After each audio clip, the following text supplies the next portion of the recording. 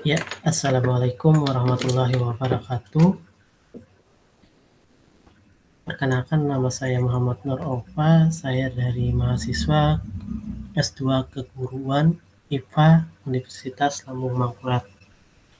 Ya, pada kesempatan kali ini saya berbagi tentang bagaimana kita menganalisis data, suatu data produksi misalnya, itu ke dalam peta kendali. Nah, jadi mungkin sekilas dulu ya, apa itu peta kendali. Jadi peta kendali itu adalah salah satu metode statistika untuk menggambarkan adanya variasi atau penyimpangan dari mutu kualitas hasil produksi yang kita inginkan. Jadi dengan peta kendali ini kita dapat membuat batas-batas di mana hasil produksi menyimpang dari ketentuan. Terus dapat diawasi dengan mudah apakah proses dalam kondisi stabil atau tidak. Terus, bila terjadi banyak variasi atau penyimpangan suatu produk, dapat segera menentukan keputusan apa yang harus kita ambil. Nah, sebelumnya pertemuan yang lalu kita sudah belajar tentang peta kendali variabel, di mana di situ ada peta kendali variabel X bar R, peta kendali X bar S, dan lain-lain. Pada kesempatan ini kita akan belajar tentang peta kendali atribut, di mana peta kendali atribut sendiri yaitu terdiri dari peta kendali atribut V, terus peta kendali atribut NV, terus peta kendali atribut C, dan peta kendali atribut U. Ya, di sini mungkin sebelum kita masuk ke sana, ke ranah ke dalamnya, maka saya akan memberitahu data yang kita olah ini berasal dari mana. Oke, jadi data yang kita dapat ini, kita buka dulu. Ya, data untuk kita tutorial kali ini saya ambil dari jurnal, yaitu Jurnal Teknik Industri tentang analisis peta kendali V yang distandarisasi dalam proses produksi regulator set Fujiyama. Jadi di sini memproduksi regulator Fujiyama ya, dengan merek Fujiyama, nah, studi VTXYZ. Nah, di sini dilakukan oleh Ahmad Ghazali Arsad, Putro Vera Ferdinand, dan Ratna Ekawati. Jadi di sini yang ingin kita analisis atau kita buat peta kendalinya ini adalah produksi. Jadi produksi regulator set dengan produk yang ditolak atau produk yang tidak sesuai dengan standar yang ada. Di sini dapat ini pada kesempatan kali ini dia mengambil pada 32 hari, yaitu pada awal tanggal 1 Maret sampai dengan 1 April. Jadi produksi per setiap harinya, di mana contoh kita pada 1 Maret itu ada 800 produksi, mesin regulatornya, merek tadi, regulator setnya, di mana ada 3 yang tertolak atau tidak sesuai. Nah, jadi untuk menganalisis ini, untuk kita nanti menganalisis untuk membuat peta kendali atribut P maupun NV, C, atau U, maka data ini harus kita tabulasi dulu. Kita tabulasi, kita pindah ke Excel ya. Ini saya tampilkan Excelnya, bagaimana saya mentabulasi datanya ya. Di sini Excelnya. Nah, jadi di sini saya tulis tanggalnya, tanggal produksinya ya. Tanggal produksi, terus ada nomor, jumlah produksi, jumlah tidak sesuai atau tolak. Jadi terserah nanti mau nomornya di sebelah bagian kiri juga bisa. Ini saya sertakan juga sumbernya ya. Ya, setelah itu kita bisa copy data ini untuk kita melakukan analisis tadi kan. Kita membuat peta kendali V ya. Nah, kita copy dulu datanya. Setelah itu kita masuk ke aplikasi Minitab-nya ya. Sini ada aplikasi Minitab-nya. Terus di sini kita paste ya datanya. Ini kita sudah, datanya tadi kan ada 32 ya. 32 hari, nah jumlah produksi dengan jumlah yang tidak sesuai atau tertolak. Nah, jadi mungkin di sini karena kita pertama tadi ingin membuat peta kendali atribut ya untuk peta kendali atribut V, di mana di sini dia fungsinya peta kendali atribut V ini itu untuk memetakan atau memonitor dan mengendalikan bagian atau fraksi atau proporsi bagian produk yang tidak sesuai dengan suatu kualifikasi tertentu. Terus yang kedua, mengetahui apakah bagian atau fraksi atau proporsi produk yang tidak sesuai yang dihasilkan masih di dalam batas yang disyaratkan atau tidak. Nanti ada batas atas dan batas bawah. Nah, di sini yang perlu kita ingat dalam kita membuat peta kendali ini, peta kendali atribut ini ada 2 persyaratan. Yang pertama yaitu sampelnya harus cukup besar ya, dengan N lebih dari 30. Terus subgrupnya sendiri, jadi sampelnya 30 dan subgrupnya terdiri 20 sampai 25. Jadi pada data ini sampelnya bisa kita lihat ini kan sampai 800-an ya sampelnya. Terus subgrupnya di sini ada 32. Berarti dengan kata lain data yang ini bisa kita lakukan untuk pembuatan data atribut P karena telah memenuhi syarat tersebut. Nah, langkah pertama untuk kita membuat peta atribut ini, atribut P ini kita pertama kita simpan dulu ya biar tidak hilang datanya. Ini kita bikin di sini peta kendali atribut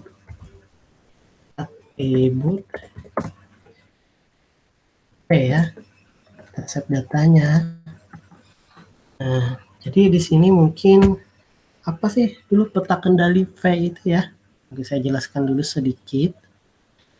Jadi peta kendali V itu adalah peta proporsi digunakan untuk data yang terdiri dari proporsi jumlah kejadian terhadap total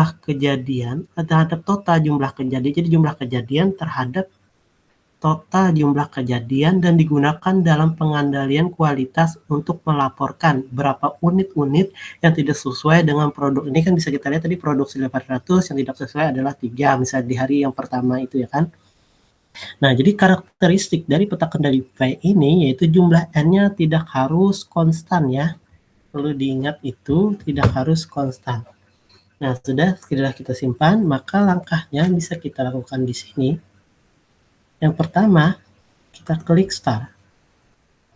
Kita lihat ini ada control card ini, terus kita pilih atribut. Nah, atribut. Nah, karena kita pertama tadi peta kendali V, maka kita klik V-nya ya.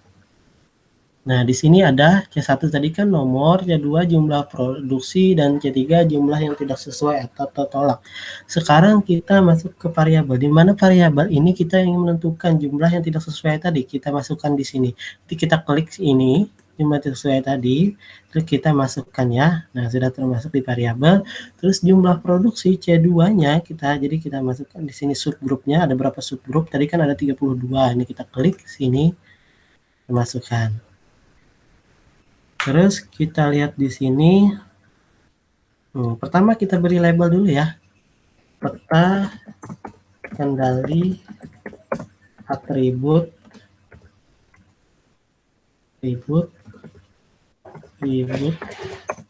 peta kendali atribut P fase 1 ya. Fase 1. Fase 1 ya. 1. Nah, kita mengetahuinya. Nah, di sini bisa kalian lihat ini data action ini seandainya nanti kita kan kalau di sini kita sudah mengetahui kan jumlah yang tidak sesuai. Nanti kalau kalian misalnya data yang kalian gunakan itu kalian tidak mengetahuinya, maka kalian bisa dimasukkan di sini estimasinya berapa untuk mengetahui jumlahnya tidak sesuai. Jadi jumlah n-nya dimasukkan, jumlah subgrupnya juga dimasukkan ya.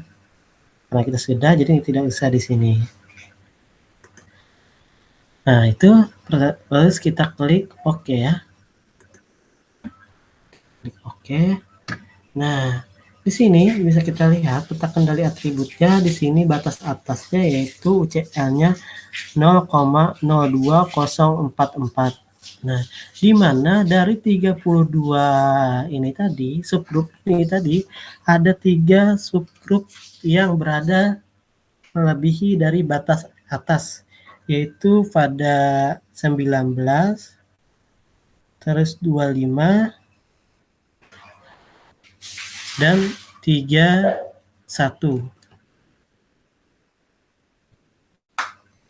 Karena ini melebihi, jadi kita harus merevisi peta kendali atribut P ini. Sehingga ini kita simpan. Jadi untuk menyimpan ini bisa kita klik sini, bisa kita copy. Kita pilih copy, misal kita pindahkan ke Word. Nah, bisa kita pindahkan ke Word, bisa. Ya. Atau bisa kita klik sini tadi. Kita save as ya. Ini dia akan memberitahu apakah data disimpan atau buang. Nah, kita simpan ya. Kita tulis peta kendali tertolak fase 1, peta fase 1, peta V, peta kendali atribut fase 1. Save ya. Nah, ini.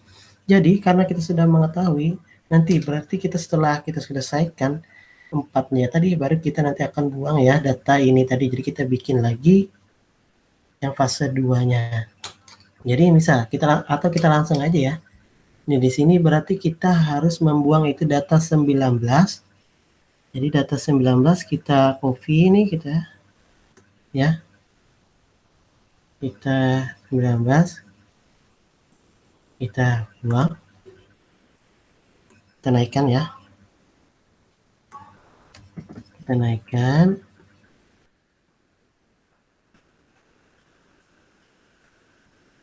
Oh ya, nanti dulu kita supaya tidak bingung nanti, kita hapusi dulu ya.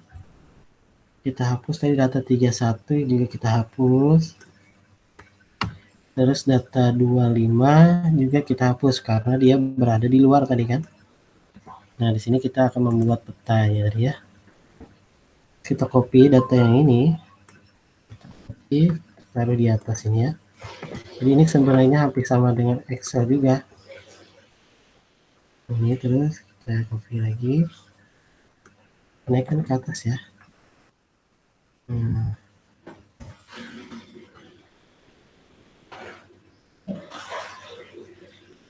Nah, karena dia terbuang 3, tadi kan 32, jadi dia tidak 29 ya datanya.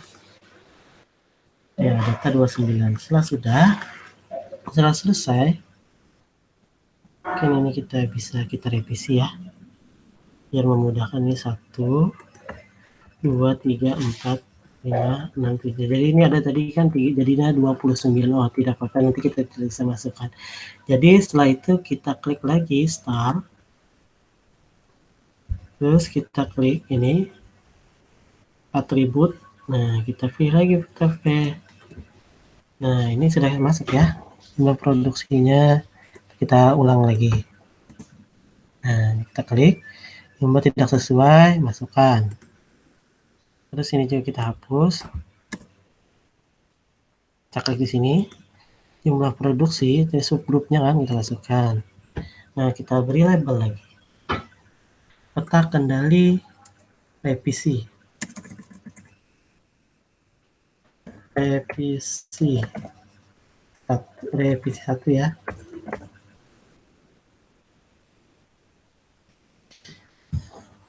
Klik. Ini tetap karena tadi sudah kita tahu ya jumlah yang tertolaknya, maka tidak usah kita atur di estimasinya. Nah, langsung kita klik di sini. Nah, ini bisa kita lihat dari ini datanya kan tadi ada 29 ya.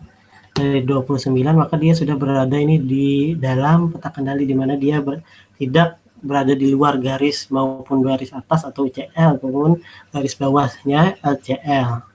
Nah, setelah ini berarti peta kendali atribut V ini bisa digunakan nanti suatu saat untuk menguji sampel yang ada. Jadi ini sebagai standarnya ya. Oke, udah. Ini bisa kita klik, kita simpan.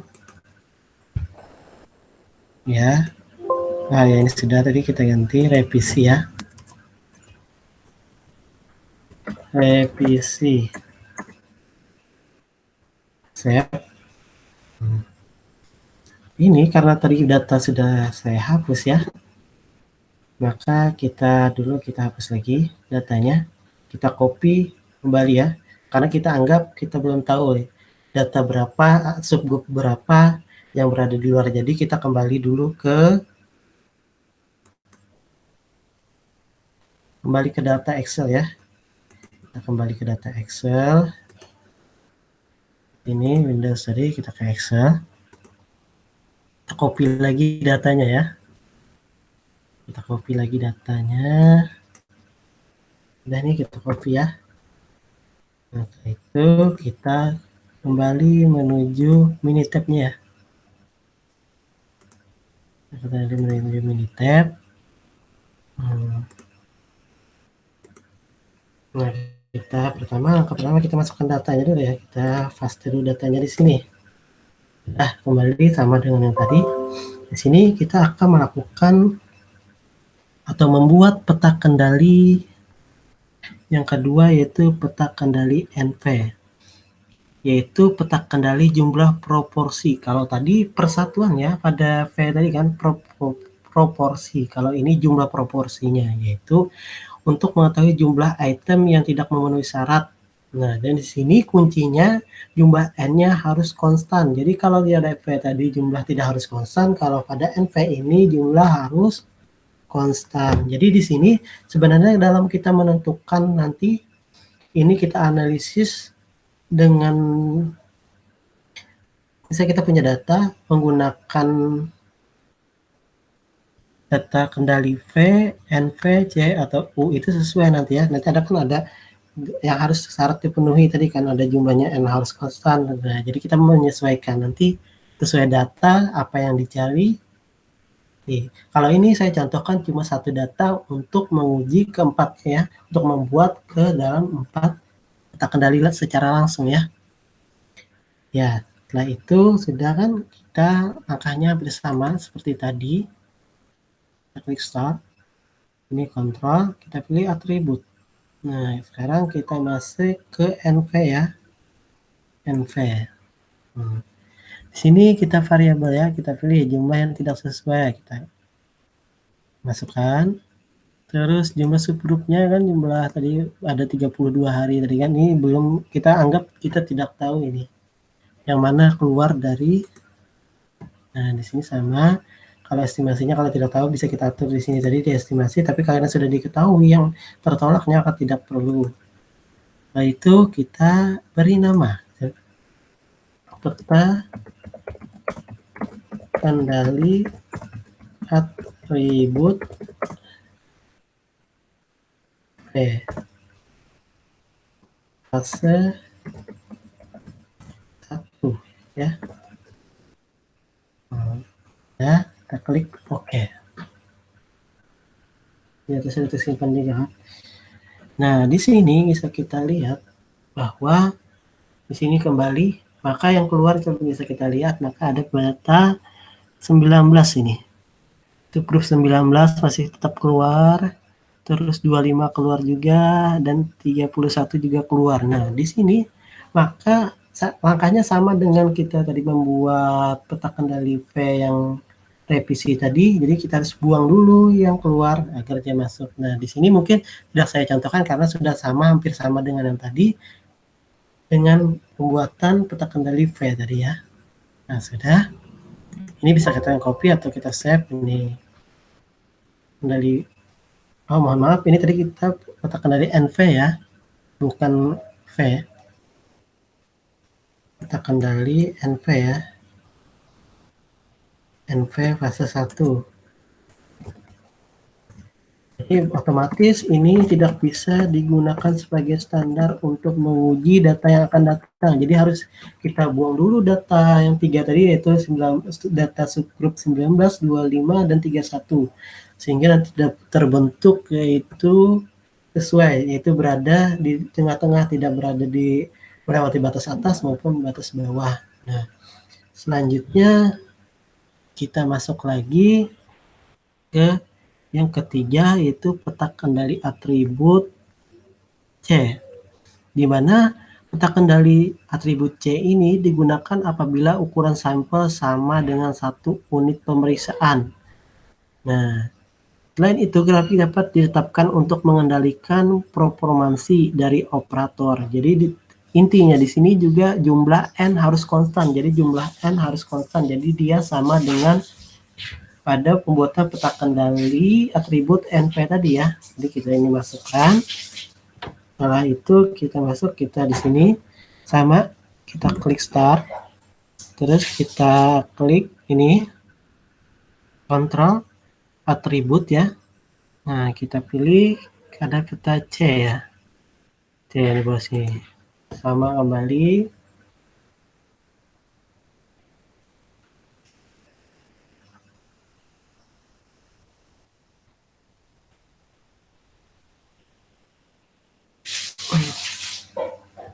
Di mana jumlah tidak sesuai kita masukkan di sini.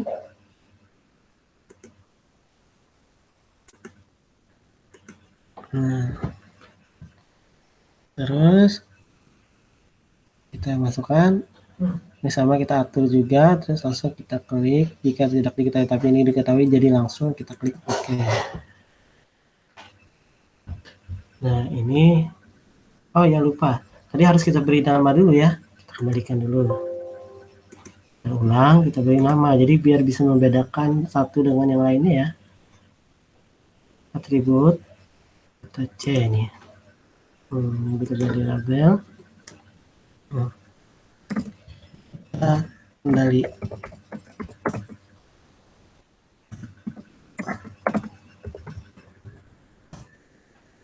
Ya. Fase 1 ya.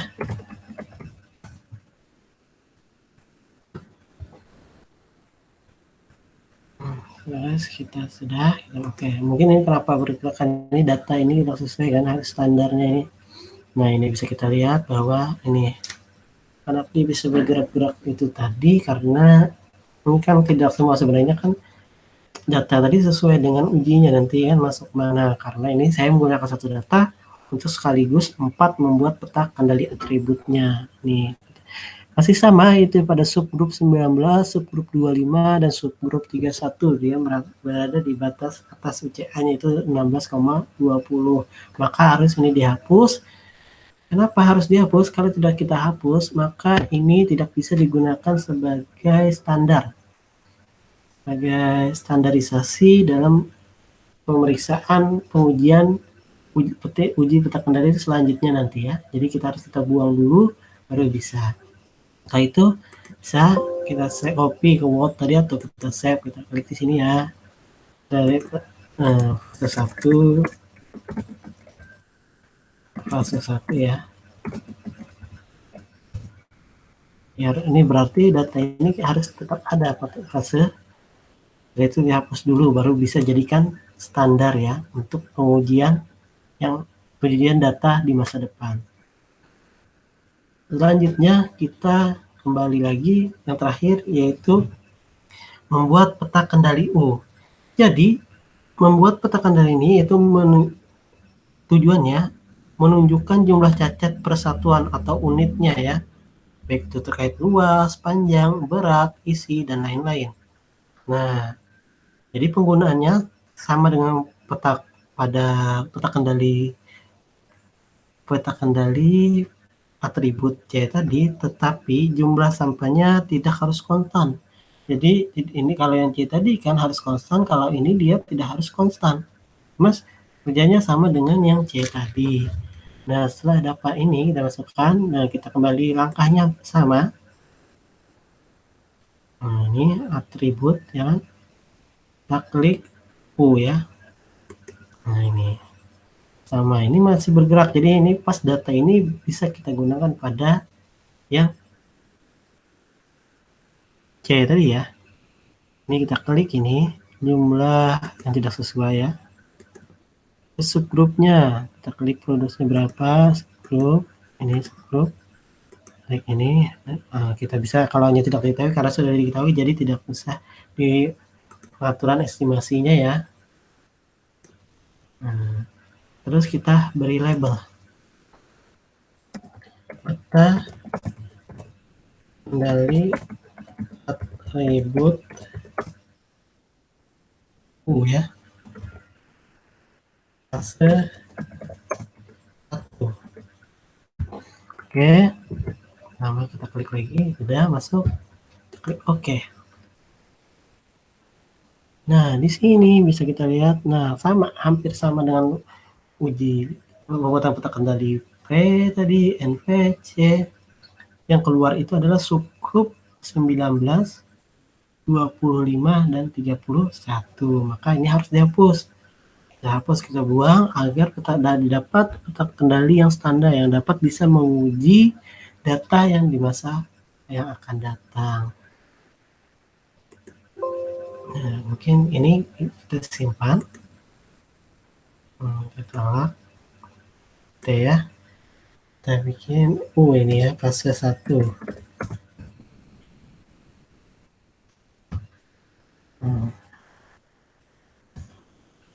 Nah, selesai, disimpan nih. Udah, ini datanya sudah kita simpan juga kan tadi. Nah, juga kalian di sini bisa juga membuatnya dengan cara manual. Manualnya bisa kita gunakan dengan Excel. Dimana mungkin saya akan beri sedikit ya caranya bagaimana untuk membuat secara manual nih untuk peta kendali V. Yang pertama, nah jadi kan tetap syaratnya tadi N tidak harus konstan ya. Yang pertama, menentukan ukuran sampel yang cukup besar. Tadi kan sampel harus lebih dari 30. Jadi sampel yang kita uji tadi harus lebih dari 30.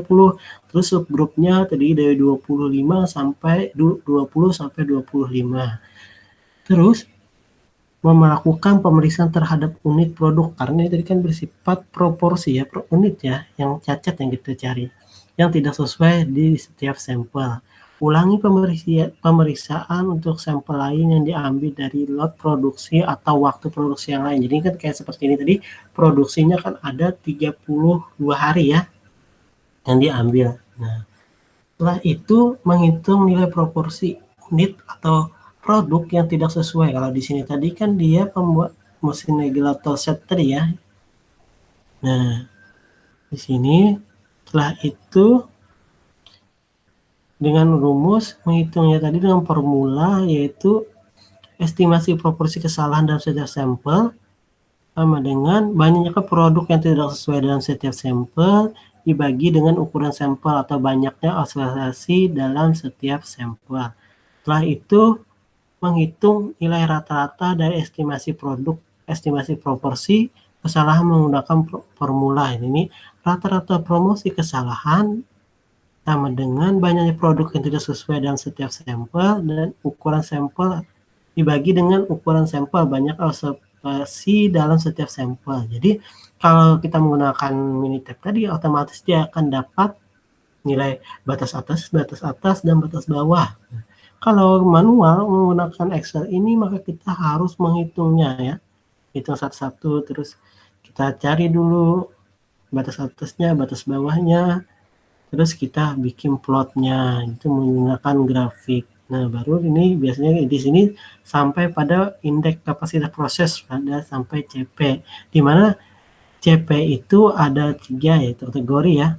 Jika CP lebih dari 1,33 Itu rumus CP sendiri yaitu USL tadi batas atas dikurang batas bawah dibagi dengan 6 theta. Nah, 6 theta itu 6 standar deviasi tadi ya. Jadi di sini jika nilai CV-nya lebih dari 1,33 maka kapabilitas proses sangat baik. Jika CP-nya lebih dari 1 dan kurang dari 1,33 maka proses kapabilitas baik. Nah, jika kurang dari 1 maka kapabilitas proses sangat lemah. Juga bisa nanti menghitung indeks CPK-nya di sini ya. Ya, mungkin itu saja yang dapat saya sharingkan pada kesempatan kali ini. Mohon maaf apabila banyak kekurangan dan kesalahan. Wabillahi taufiq wal hidayah. Wassalamualaikum warahmatullahi wabarakatuh.